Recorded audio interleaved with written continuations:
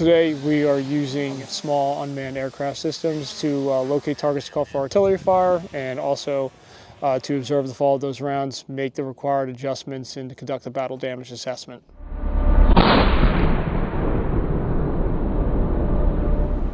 The drone itself provides its location. You can get in vicinity of or right over your target, get your location grid, call in that fire mission.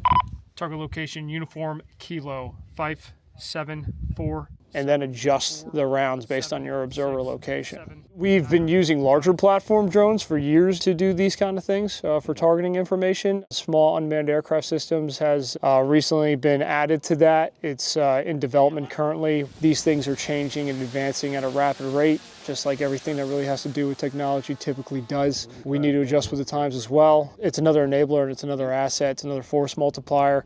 Greatly can increase your situational awareness at a lower echelon than I think ever historically.